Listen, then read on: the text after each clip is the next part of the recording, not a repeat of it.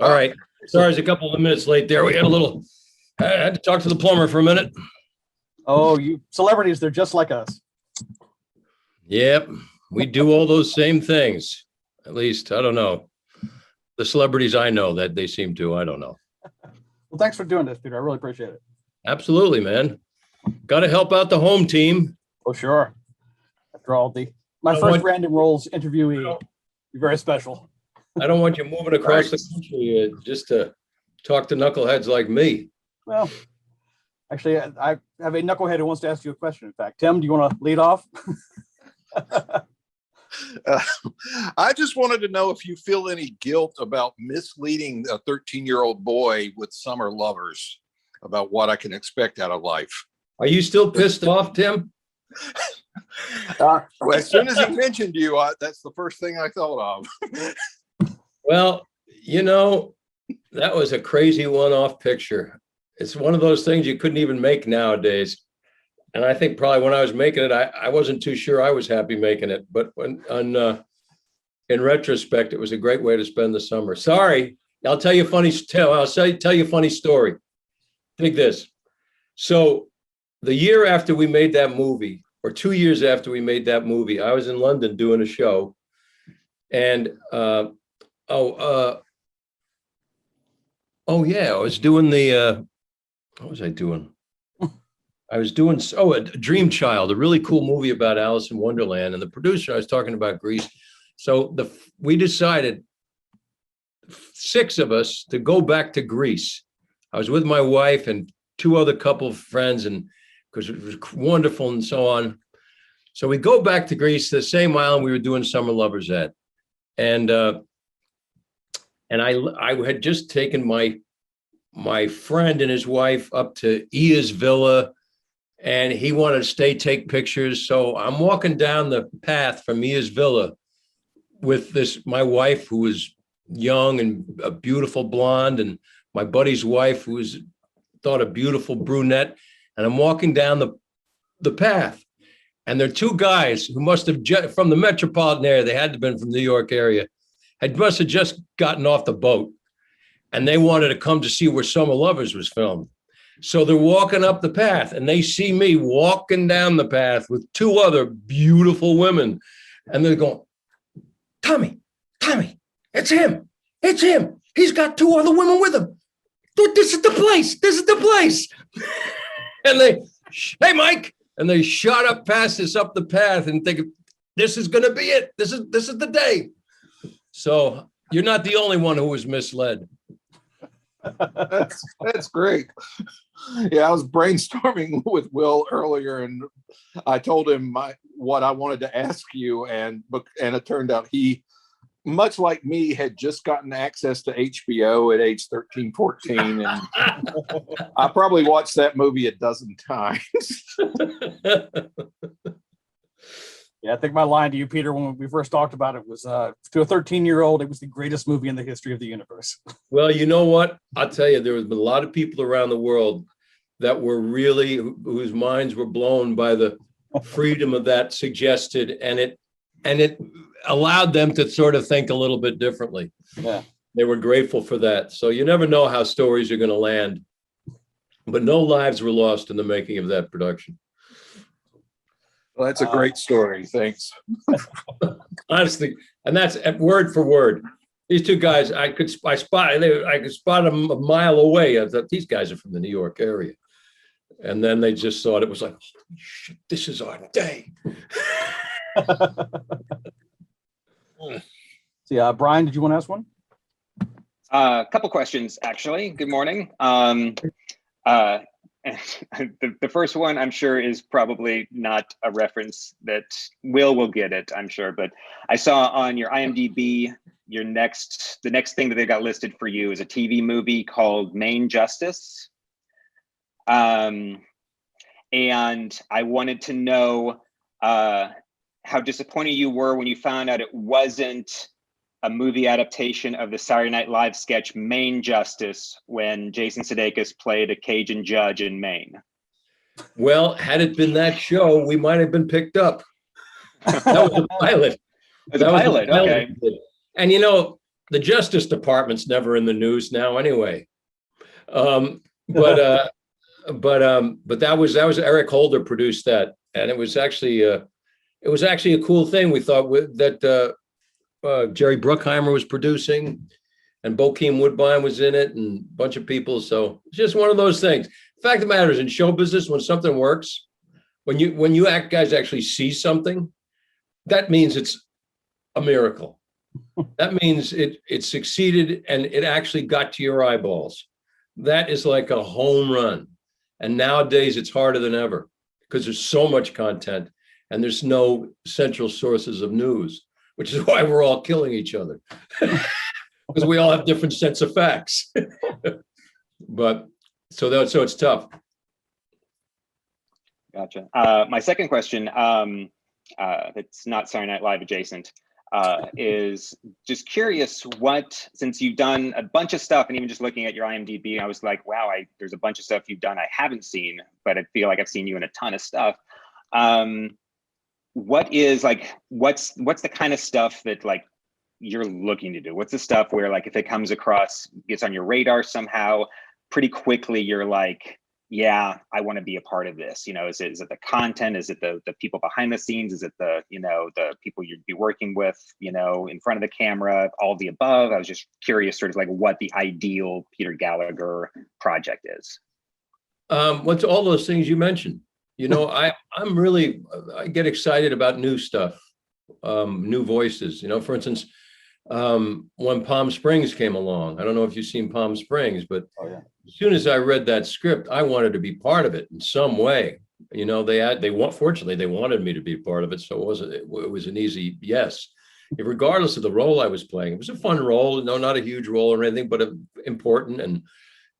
But I really wanted to support that director's vision, and in the same way, be part of something that you guys would find fresh, would find interesting.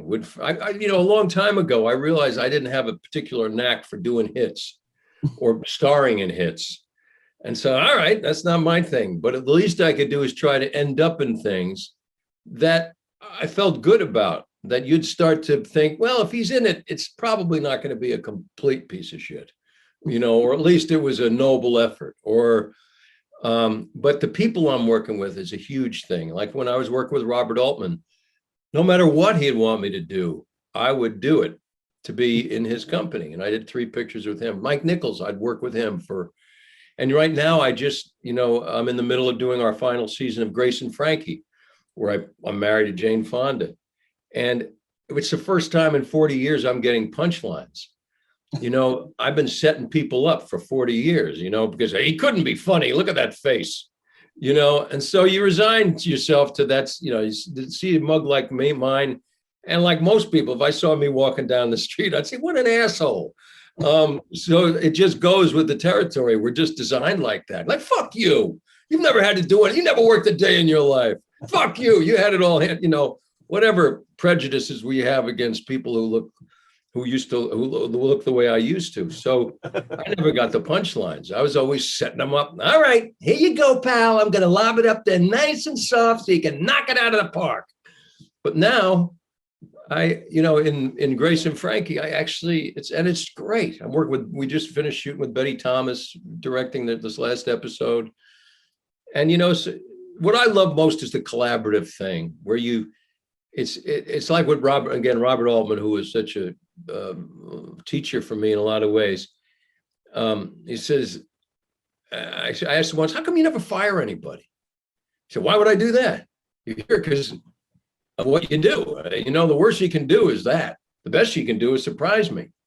He said, I'm going to want you to be in the show because if I want it's like a painting. If I want some blue in that corner, I'm going to ask you because I know you're going to get your elbows in some red and your knees in some yellow. And the worst you can do is give me what I expect. The best you can do is surprise me. And that's what I love, is finding stuff that you didn't know was there, or nobody. And I call it the beast lumbering to its feet, when a project starts to have its own life and you got to feed it, no matter what you were thinking about in the privacy of your room the night before. You'd rather if you wanted a deep blue and you got this crazy ass orange, it's a lot better to go with a crazy ass orange than beat it into some version of blue, which it could never really be. Let's see, Jason, Red. Hi, Peter. Thank you, first of all, so much for doing this. Oh, sure. Thank you for.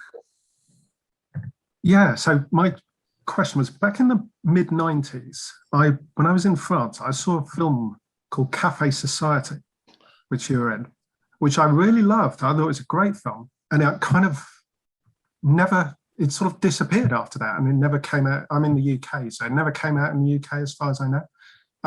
So I was just wondering if you had any sort of memories or stories relating to that film more particularly.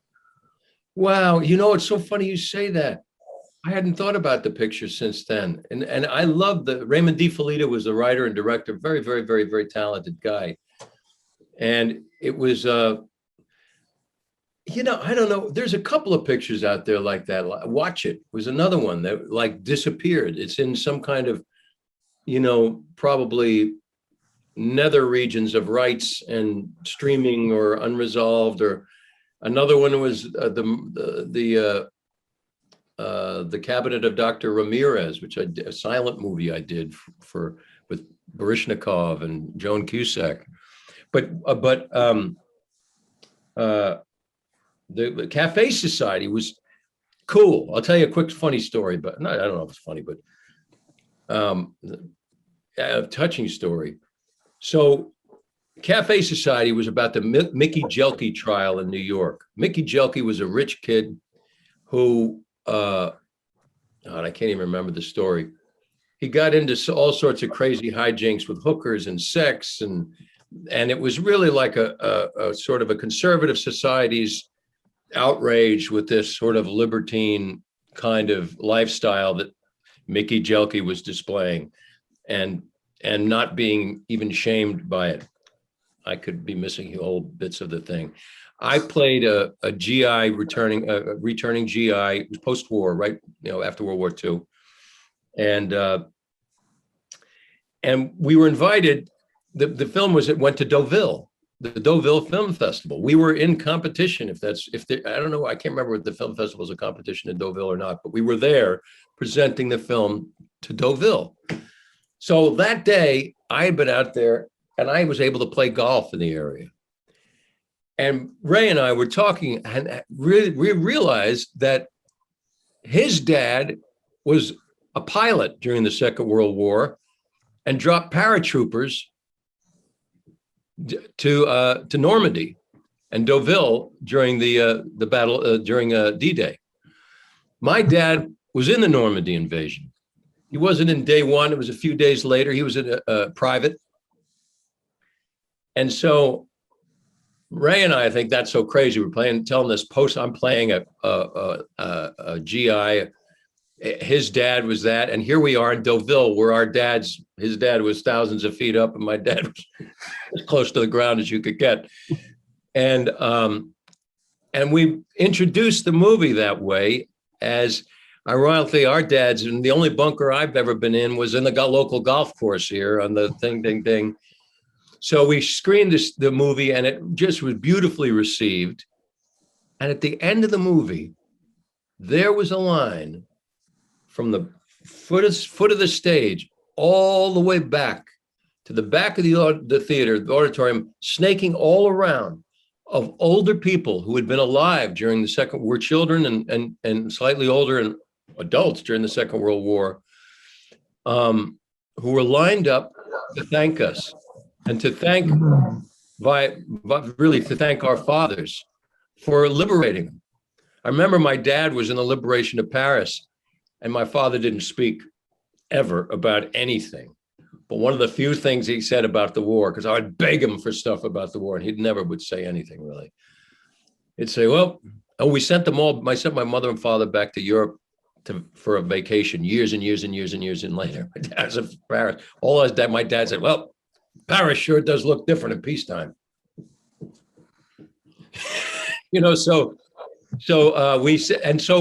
All these beautiful people who lived in that area wanted to thank us. When we got back to our hotel rooms, there were outside the doors of our hotel rooms were piled high with books, mementos, flowers, and other offerings of gratitude for what we had nothing to do with, but what our fathers had contributed to. So that was pretty cool. Beyond that, I'm going to ask Ray what happened to the movie and maybe why he's not making a deal. Let's see. Dave, did you have a question? Yeah, hey, right now I'm mostly just enjoying listening. I am not a professional entertainment and Hollywood writer like these guys, but I told Will before this that I love your work, Peter, and I'm gonna try to keep my mouth shut because I will veer into like Chris Farley's like celebrity interview thing. I'll just like, remember when you did that? That was so cool. So I'm just gonna try to stay away for now. There is something I'll chime in with maybe later though. I'm multitasking, but I'm listening, and I'll come back with something about Zoe later on, I think. Thanks. Oh yeah, don't be shy. You'll have to compete with me. I talk too much. Let's see. Jeff, did you have something? Sure. Yeah, I was just curious, as well, big fan of the work, but I was recently talking with another spy fan about covert affairs, and was in particular, we talked about your episode in Berlin, where you were kind of the primary mover and shaker of that story. I was curious if you had any stories about filming there. I mean, you had that great scene on top of the listening station, stuff like that. I was just curious if you had any memories of that. Well, first of all, it was, again, I'm just in terms of, I had never been to Berlin. I'd been to Germany, but I'd never been to Berlin. I mean, that was the great thing about doing that show. I didn't, get sent away as much as the younger class, but it was kind of a very creative way to approach the production, because we got all this production value, and it was probably more reasonable to put together a skeleton crew and fly to Berlin than try to recreate Berlin and Toronto, which is where we shot the show. But that was really cool. I mean, the listening station that was set up for the Cold War to eavesdrop on the goings on in East Berlin, and acoustically it was crazy. You could whisper inside that thing, and it had very odd, I mean, if I'm remembering correctly, very odd acoustics. The other cool thing was that we bootlegged, I hope I don't get myself in trouble or the production. Well, I'll be vague about, we shot on a commercial flight flying back from Berlin to the Netherlands because we needed a shot of me on a plane. So, oh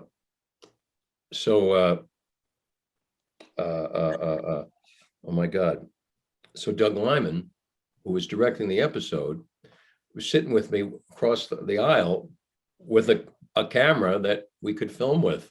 And we just grabbed a bunch of stuff and got my exit, which he didn't get. Can you do it again? And I just went back in, get something out of my seat. And we filmed some stuff just in a very, very much of a guerrilla manner. So but we would often do that on the streets or whichever country we were in. And it just adds so much to the experience for the viewer. I mean, at the very least, if you don't like the show, you get a travel log to these various places. Well, I've got one to ask you that somehow I don't think I've ever asked you about before. What was the experience like of doing the Feast of All Saints? Well, I'll tell you, that was really interesting for so many reasons. Feast of All Saints was oh my God, I'm blanking on everybody's name. The great Anne Rice. Yes, Anne Rice. And it was about a whole population of African Americans, of Black people in that were free during slavery times, that were quadroons and had received wonderful educations. And it was this sort of unique kind of population. And the thing I most remember about Feast of All Saints was talking to the producers, because there were a lot of horses involved. I said, now listen, guys, they were American producers they'd been brought in. And meanwhile, the director is Peter Medak, who had directed The Ruling Class with Peter O'Toole, which was one of my favorite movies. And he is a great director. So I was very excited to work with Peter and with Gloria Rubin and just a really wonderful cast. It was a while ago now, and I loved the story.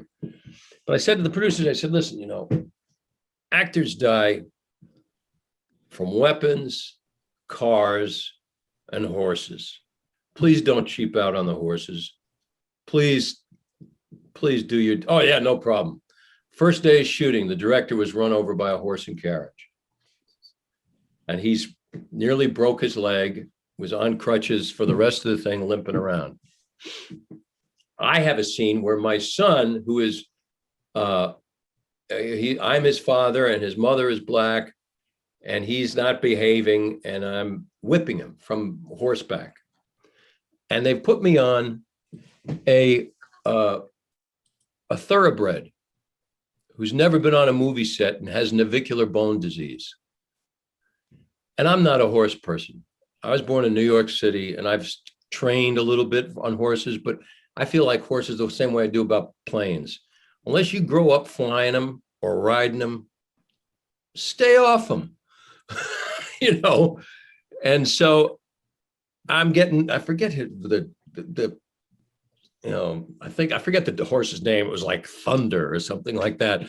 And so I'm getting used to him, and I'm riding around the property. There's this big property in Coburg and up in Canada, and riding around getting used. We're going to be okay. We're going to be good. We're going to be good. But then I have to start whipping my son, pretending to, you know, whipping my son from horseback.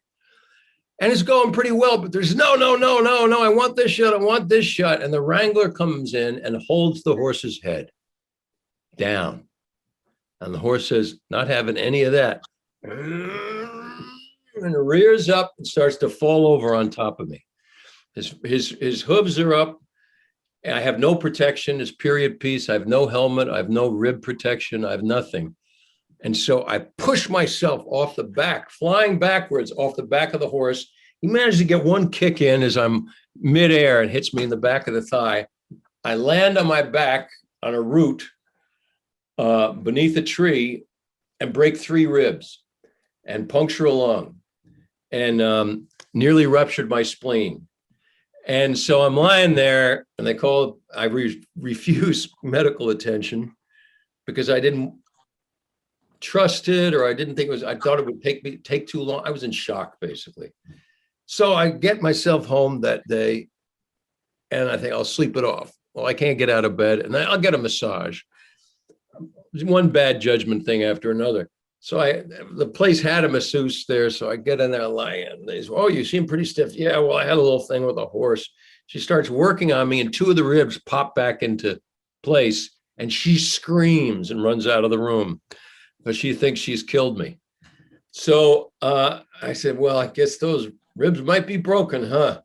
And so I get off the table, and I have to now go to work and be myself, but in a coffin, lying on my back. So to make a long story short, I finish the day's work, and I have about 10 days off before I have to shoot again. And I think I better fly home and maybe see a doctor. My wife meets me at the thing, and I'm walking like a 1,000-year-old man, and she takes me right to the hospital for special surgery. And I have a small puncture in my lung, and they thought I'd ruptured my spleen, but I didn't. So then I had these 3 broken ribs, and I was able to, within 10 days, maybe it was 2 weeks, function enough to finish shooting the rest. I didn't have any fight scenes or any writing scenes, just talking scenes after that. But the hardest thing was, right after I finished shooting that, I had to sing with Julie Andrews and Barry Manilow and all these big shots. And it was so hard getting breath, just to get enough breath to sing. So what's when I think of Feast of All Saints, that's what I think of. And also what I really liked about it was explore. I mean, Peter Medak was into sort of exploring the reality of what it would be like having a relationship with people, regardless of their color. You know, that it might not be necessarily what you would expect. If you're in love with somebody who you had a child with, chances are you'd behave as if you're in love with somebody that you had a child with, regardless of what they look like. And so that was, and the cast was just great too. It was an amazing cast. It was a great story to tell, but it was dangerous. And a bunch of other horse-related things happened too. People got cast was over. truly staggering. I was looking over it. Let's see, Jennifer Beals, Ozzie Davis, Ruby Dee. Right, Pam Ozzie and Grier. Ruby were in that. That's right. Yeah. James Earl Jones, Eartha Kitt, Ben Vereen, Forrest Whitaker. I mean, it's a murderer's row. Yeah, it was an amazing cast and a cool story. Let's see, Jason. I know you had at least one more. I know, if not more. But. Oh, yeah, there was, yeah. Oh, the one I just wanted to throw in the mix was, I haven't seen this, but I was just curious about Titanic, the TV movie or the miniseries version that you did, and kind of what the timeline of that was. That sort of at the same time as Cameron, or was it before? And also, I saw George C. Scott and had an amazing cast in it in its own right, Tim Curry and that. So, yeah, I mean, this was before the movie. right. And it was Catherine Zeta-Jones' first American production. That's what Steven Spielberg saw, which blasted her off into superstardom. I unfortunately was still the handsome guy, so I didn't get the time of day from anybody. But it was, what was really cool about that was, again, George I'd worked with on a couple of other things. We'd done Malice together. I was pals with his son. And it was around the time that Jimmy Cagney had died. And George was pals with Cagney, and I'd worked with Cagney in a TV movie called Terrible Joel Moran with Art Carney. And so we were, he had gone to see Jimmy when he was just as Jack Lemmon. When I was doing Long Day's Journey into Night with Jack, I had already worked with Jimmy 3 years before. But Jimmy was dying when we were doing Long Day's Journey, and Jack went over to see Cagney in the hospital over lunchtime, and he came back and said, yeah, well, I just saw Cagney, and he told me, you tell Gallagher I said hello. So I did, you asshole. And, and I said, did he really say that? Did he remember? Yes, he did. Why would I say otherwise? And so George had gone to visit Jimmy too. And so we were talking I have a picture of George and me on that set the day we both died. We both die in the Titanic. We have white makeup on, and he's got white makeup on. We're both smiling. It was just like a one-armor. But he was telling me stories about when he went to see Jimmy when Jimmy died. And a buddy of his was standing, who was just brokenhearted, brokenhearted that Jimmy was on his way out. And Cagney said, these things happen.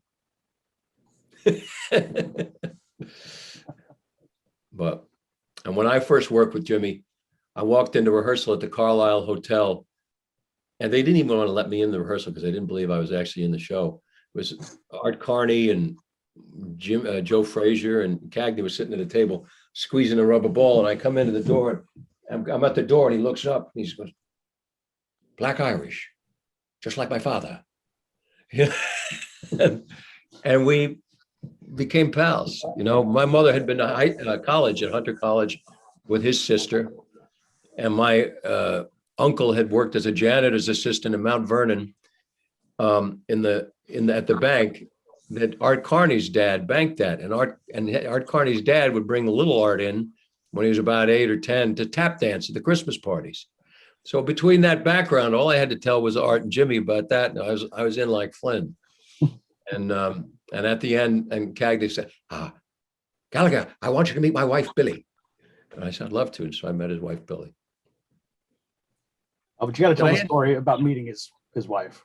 Huh? You got to tell the story about meeting his wife. I mean, where you had to go find her? Yes.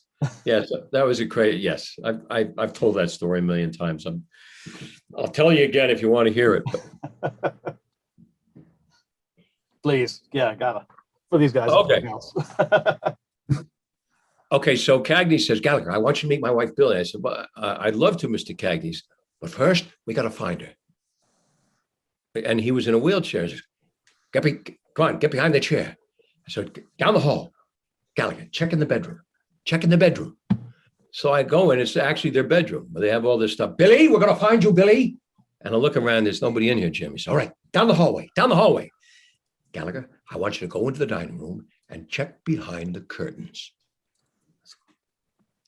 Check behind the curtains. So I go in the dining room, there's nobody there. I pull back the curtains and there's his wife, Billy. And I think maybe she was tipping a little, I don't know what. She says, we found you, Billy. Yes, you did, Jim. I want you to meet my friend, Peter Gallagher. It's nice to meet you, Peter. And here they were.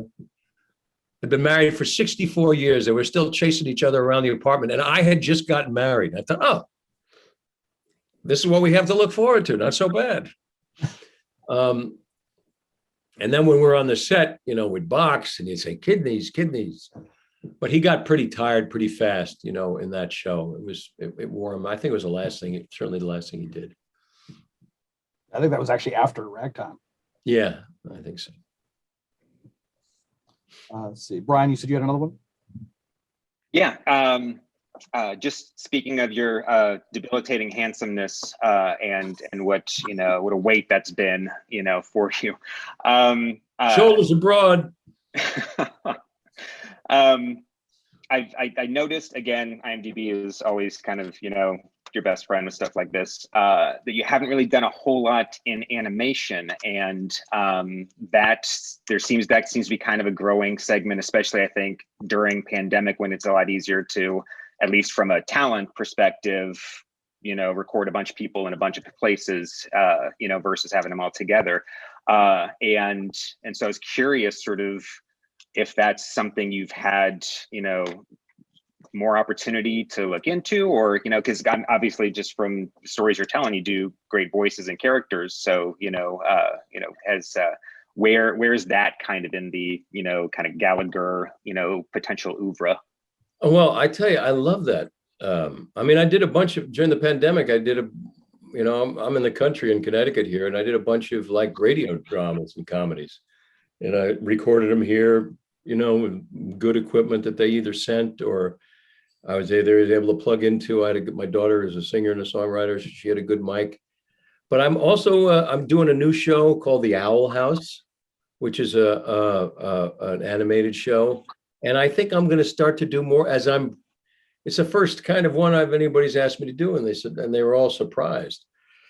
And so I with any luck, I'll be doing more of that because it's fun. I like it. Now you've done some Robot Chicken, rather, right? Yes, I've done that, and I've done some stuff for what's his name? He's from Kent, Connecticut, near here. Family Guy. Oh, Seth MacFarlane. Yeah, MacFarlane. For him, and yeah.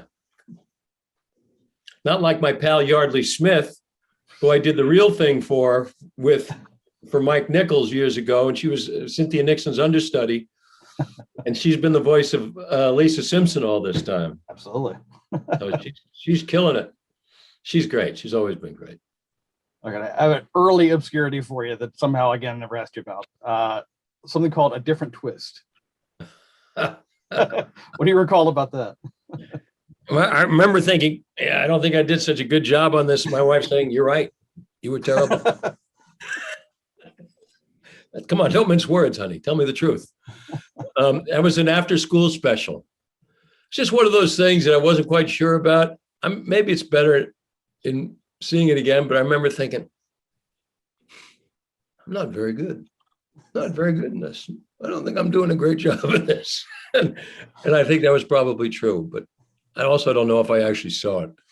You remember if you actually sang in it? I've never actually seen it. I just know it's no. I think I played a director that didn't really just boss people around and stuff. I think I didn't do anything that interesting. I got to ask about the Zoe's experience. I guess first and foremost, did you know that your storyline was going to how it was going to conclude sooner than later in the show's run? Oh yeah, that was all. Yeah, I was making a joke. Said, "Watch this show be a hit, and I'll be the only guy that doesn't get rich from it." But I knew it was based on Austin Winsberg's dad, who died, and that was just, that role was one of the last roles cast because it wasn't a role that was going to be that wasn't going to last, but that certainly wasn't going to keep me from doing it. And then, of course, the audience seemed to like the character so much they had to bring me back in the second season. So too bad we didn't get picked up for a third, but that was really a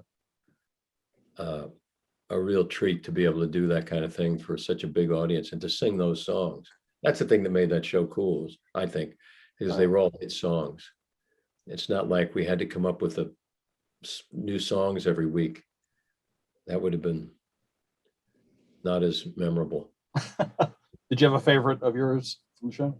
I just was thrilled I got to sing all those. I love the Isley Brothers.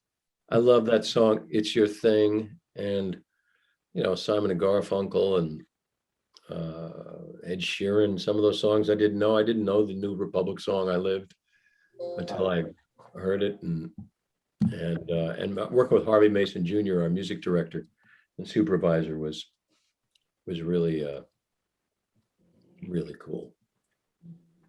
I will say that I now have a Kiki D album in my collection thanks to that show. Yes. Well, you've got the music in you, Will. Absolutely. Well, I do now. Sure. Yeah. At least in your bookshelf, Yes. your record collection. Jason, do you have another one? I was just looking at your stage credits, and I just saw that you were in Noises Off, which again I think on Broadway presumably, and that must have been exhausting to do because you've got to time that incredibly precisely, looking from being in the audience watching it. Yeah, or you'll lose a finger. Yeah. Well, what was amazing about that was our first day of rehearsal was 9/11. Oh God, oh, that's the worst. Yeah. And so when we opened our doors a month later for previews, there was anthrax still in the air. Remember, they were dusting the place with what was supposedly anthrax or mailing it to people. And there were suspicions that there would be suicide bombers in the theaters and that Broadway might not return. It might be too risky. So we had no idea what to expect when we opened our doors. The firehouse directly around the corner of us, engine, was it ladder 2, engine 4, ladder 4, engine 54, I can't remember, on 47th and 8th, lost 15 guys, in 9/11. And the whole neighborhood, the whole city was transformed. The molecules were different. And we opened our doors for that first preview and people filled it. People filled the house. They made sounds. I've never heard laughter like I heard. It sounded like surgery without anesthesia. Children were mortified at the sounds that their parents were making. And their parents would have tears in their eyes after the show to come talk to us because they never thought they'd laugh again. And the other crazy thing is this. We're talking about Noises Off. Oh, yeah. So it was an amazing show to be doing. I was saying that our first day of rehearsal was 9/11. And I always felt like if something happened, I could run home and be with my children and my wife. But the cool thing was this. During the run, it was Bring Your Daughter to Work Day. And my daughter was about 8 then. In 2001, she was born in 90. Yeah, she was 8. And so I have friends with the house staff and the front of house people and all the people in the theater. And so they had a good spot because as a director, I come in and out of I'm on stage and I'm in the house directing the show and sitting down. And so they saved her a seat and me a seat next to her. So when I come back, I could sit next to my daughter. And to make a long story short, when she made her Broadway debut about 10 years later or 12 years later, it was in that theater. And all the crew and the stage door guys, Catherine, what are you doing here?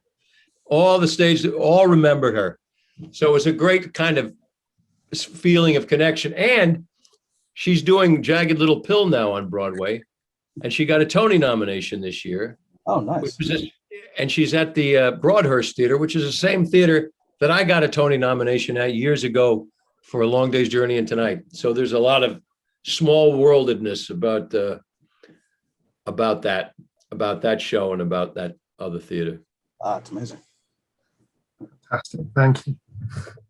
I've got at least one more, and then if anybody else has got one, obviously, feel free. But I was curious about the experience of doing White Mile. Oh, well, that was cool. Yeah, that was with Alan Alda and Robert Loggia and Bobby Picardo and Jack. Anyway, a really, really wonderful cast. And it was about this sort of toxic male bonding thing that people used to go on for corporate bonding to do some tremendously harrowing physical feat like whitewater rafting to bond you and to incite your competitive urges. And of course, if it was misguided, it could have tragic results. But the reason I got that job was because I had just been doing Guys and Dolls on Broadway, which is a role that Alan Alda's dad, Robert Alda, had played. He played Sky Masterson, and I played Sky Masterson on Broadway. And he came and he loved it. And he really just loved my performance. And he was going to be doing this show that he had written, White Mile, and he wrote the part for me, or gave me the part because of Guys and Dolls. And it was really, it was awesome hanging out with those guys. Alan, actually, one of our first trips down the river, he went out and I grabbed him, pulled him back into the raft on one of our early voyages. And actually in that one too, in doing a stunt in the water, they used underwater anchor lines to fix the rafts and also have the divers a chance, but it was really real rapids. And so as part of it, I have to go over and then swim over to go over the bridge, pretend to be drowning, struggling, and then go over. Well, I went over and went underwater and I wrapped around the anchor line, which means that the water was rushing over my back and I was being restrained by the anchor line. So I couldn't get up and I was underwater. I was sandwiched underwater, but I was able to push the anchor line, get it to my knees, and then just push myself over it. And the scuba divers who were our rescue team, which of course they couldn't find me, were like, "Where'd you go, man? Where'd you go?" "Oh, it's right there, about 3 feet down." Thanks. Let's see, does anyone else have anything they want to ask Peter about? Yeah, actually, I wanted to ask a little bit about the cabinet of Dr. Ramirez. I hadn't heard of this until this panel, and then I'm obsessed with Cabinet of Dr. Caligari. So I may be on the I may be 5% down of a French bootleg download right now. What can I expect? I guess there's nothing you can't find. That's so crazy. So this was a crazy thing. So Peter Sellers, a really avant-garde theater director, an opera director, whom I really love, had this idea, wanting to make a version of the Cabinet of Dr. Caligari. And it would be to the score of John Adams' Harmonière. Huh. And the whole premise of it is, I'm talking to you guys. The camera's not on me talking, the camera's on you listening. And I played a yuppie 80s kind of Wall Street asshole that, sort of like, I think it was like about the Reagan, beginning Masters of the Universe period in Wall Street guys and so on and so forth. And Mikhail Baryshnikov played like a homeless alter ego of mine. He was, and So Joan Cusack was my girlfriend. Huh. And I wasn't entirely sure what we were doing half the time, but there were such interesting people, to answer your earlier questions. There were such interesting people, such an interesting idea. I couldn't imagine in a million years not doing it, regardless of what the outcome would be.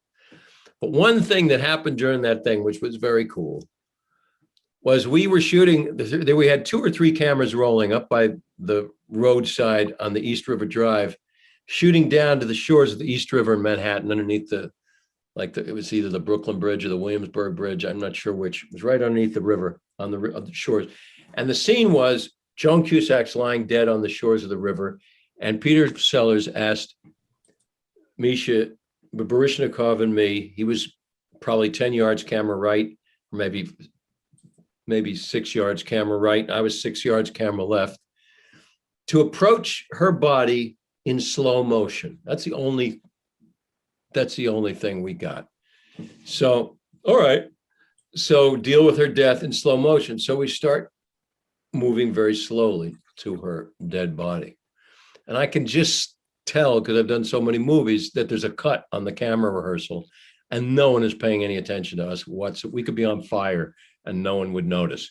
They were all monkeying with the cameras and we were still doing and I thought, well, I'm not going to waste this opportunity.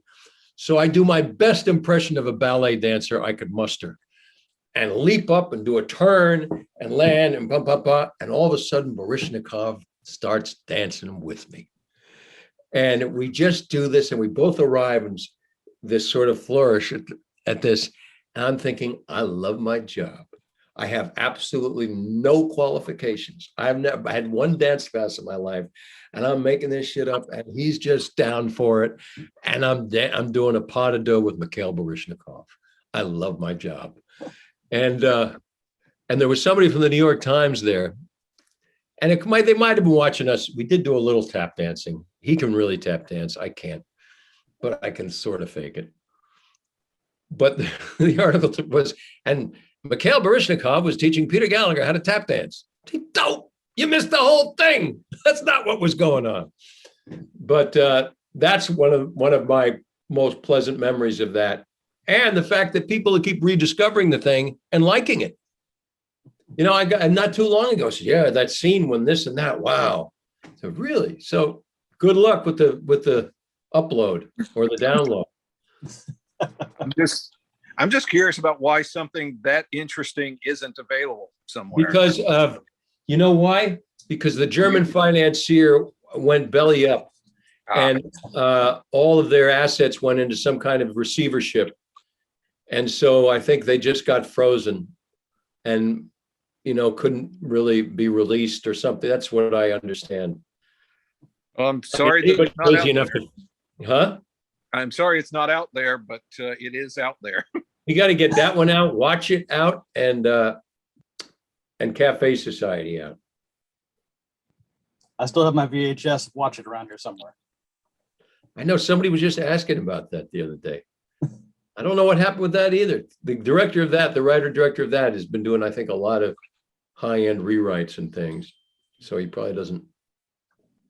I guess directing our cast was traumatic enough for him to leave the profession entirely. Oh, I did have a reader, a friend, Joseph Finn, who wanted me to tell you that as someone who worked in real estate, that you were absolutely perfect as that level of realtor in American Beauty. You know who I based that character on? I think I do. So go ahead. Donald Trump. I thought, because if you're from New York, you have no illusions about who Donald Trump is. We've known all our lives. And so that's why I wore a wig. That's why I wore a little age makeup and had a little extra weight. And I based that whole, I thought, like, who's the biggest ass I know in New York real estate? The Donald. And so I based that whole character on him. In fact, Paul Huntley, the great wig maker who just died, who's English. In fact, he went home to England to die. He's 88. Paul Huntley was the master of all master wig makers and the loveliest man in the world. When I was doing The Real Thing, he always did Glenn Close's wigs, Meryl Streep's wigs. And he's the one I went to because we lived on the Upper West Side. He lived on I forget which street he lived on, but I went to see him. I made an appointment with him. I said, Paul, here's the thing. I want to play this real estate character, and I want to look like Donald Trump. So, but my hair back then was so black. It was like blue black. And I said, but can I dye my hair to make it, blonde or poofy? Or he said, oh no, Peter, you can't. No, you've got to wear a wig.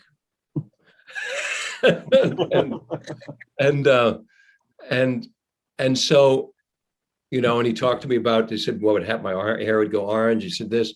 So I tell our hairstylist, Carol O'Connor, on American Beauty, and what Paul said, and she had been renting wigs from an old lady, old hairstylist who bought up all the wig stock from the studios when they were divesting and would take care of them and rent them out. She knew them like people. So she brought 5 wigs Carol brought 5 wigs that she'd rented from this lady in. I put the first one on. It was perfect. It fit perfectly. It was Cary Grant's wig. And I had met Cary Grant during my first movie because he was interested in the ballet teacher that was teaching me some of what I had to do for the Idolmaker. And she brought me to a party at Edith Head's house, the legendary costume designer. I was so young and ignorant, I didn't know how half these people were. But when she introduced me to Cary Grant, I knew who he was. And he and JFK Jr. and Miles Davis were the 3 most handsome people I've ever seen in my life. And Cary Grant had this blue suit on, white ties. Peter, Jen tells me you're quite the young actor. Come, let's have a chat.